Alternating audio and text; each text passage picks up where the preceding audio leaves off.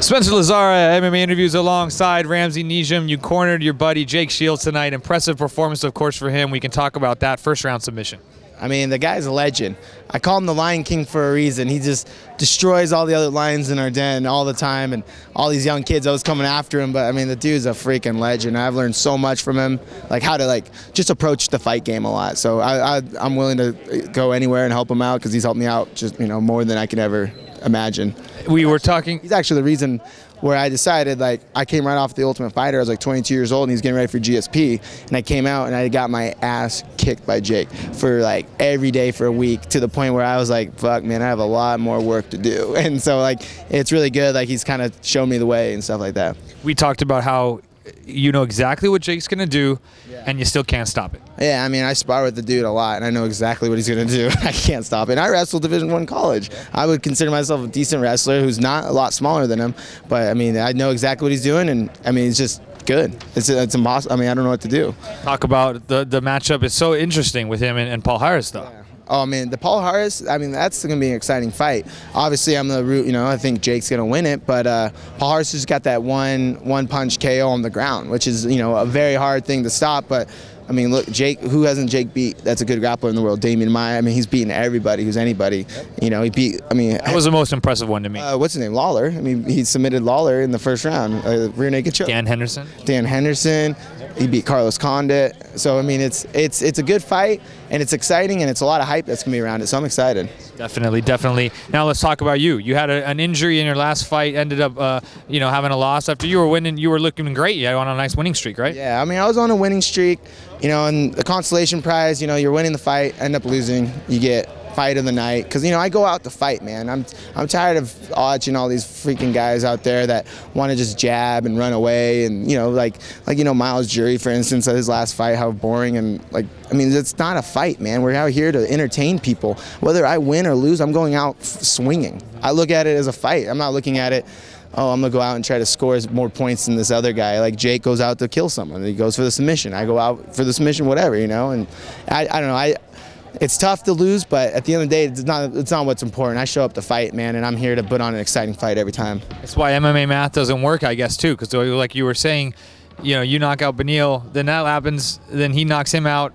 That doesn't work. Yeah, well, I guess MMA math is always going to work out to be very confusing. Yeah. That's all that works out, man. I beat Darush in the first round, who ended up, beating a 3-round against, Carlos Diego. And, I can sit here and bitch and moan and complain about getting hurt in that fight and, having to have that. But, it's a learning process, man.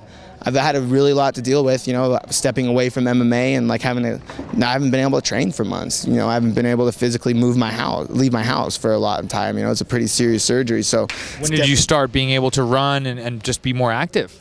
About 2 months after I had surgery. I mean, it's almost since August. So I'm just starting now. I'm still not even cleared. I went and saw the doctor the other day, and I've been working hard, running and stuff like that. But when I first had that surgery, your energy levels just down through the roof. You're on pain meds and all this stuff because you're in a lot of pain, and it kind of screws up your head a little bit.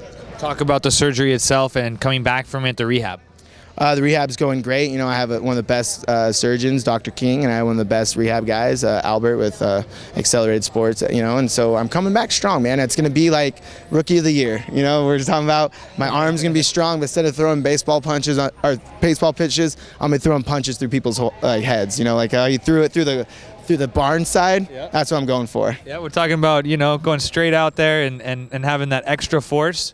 From Rookie of the Year, we're going to do a remake movie. Ramsey's going to star in it. And the scary thing is now I'm going to have a right hand that matches my left hook, right? That's what I'm going for.